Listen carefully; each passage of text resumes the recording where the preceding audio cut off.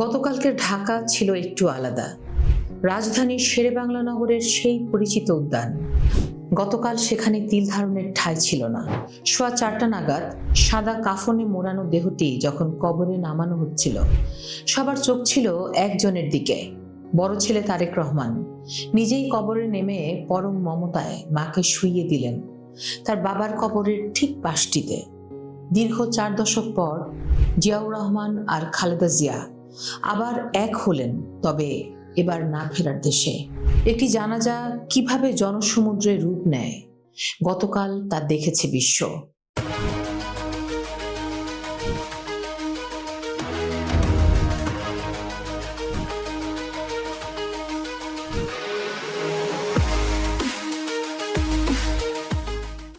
আমি ফারাহ দিবা, voice of বেঙ্গলে আপনাদের স্বাগত জানাচ্ছি।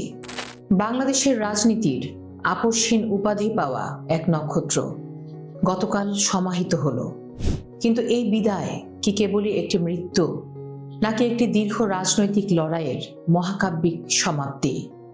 জানাজা শেষে দাফন, গতকালকের প্রতিটি মুহূর্ত কেন ইতিহাসের পাতায় স্বর্ণাক্ষরে লেখা থাকবে, তা নিয়েই আমাদের আজকের বিশেষ আয়োজন। পুরো দেশ যখন নতুন বছরের অপেক্ষায়, তখন মানিক মিয়া এভিনিউ থেকে ফার্মগেট পর্যন্ত উড়াল সড়কও থমকে গিয়েছিল মানুষের চাপে।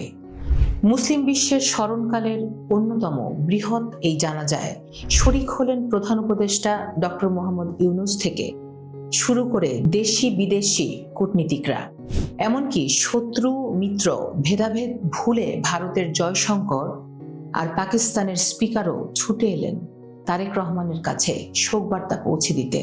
সবচেয়ে আবেগঘন মুহূর্ত ছিল জানাজার আগে তারেক রহমানের সংক্ষিপ্ত বক্তব্য। তিনি শুধু মায়ের জন্য দোয়াই চাইলেন না, বরং ঘোষণা করলেন মায়ের কোনো ঋণ থাকলে তা তিনি নিজেই শোধ করবেন। এই এক ঘোষণায় তিনি যেন নিজেকে দলের নেতাকর্মীদের কাছে শুধু নেতাই নয়, এক দায়িত্বশীল অভিভাবক হিসেবে প্রমাণ করলেন।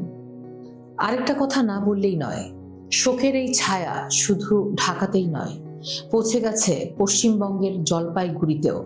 সেই শৈশবের পুতুল আজ বাংলাদেশের 3 বারের সাবেক প্রধানমন্ত্রী হিসেবে বিদায় নিলেন। এটি কি এক অবিশ্বাস্য জীবন গল্প নয়? খালেদা জিয়ার এই প্রস্থান বাংলাদেশের জাতীয়তাবাদী রাজনীতির ভবিষ্যৎকে কোন দিকে নিয়ে যাবে? তারেক রহমান কি পারবেন মায়ের রেখে যাওয়া সেই শূন্যস্থান পূরণ করতে? কমেন্টে জানান আপনার মতামত। ভিডিওটি ভালো লেগে থাকলে লাইক করুন, শেয়ার করুন। ভয়েস অফ বেঙ্গলের সঙ্গে থাকতে হলে সাবস্ক্রাইব করুন আর বেল বাটনে ক্লিক করতে ভুলবেন না যেন।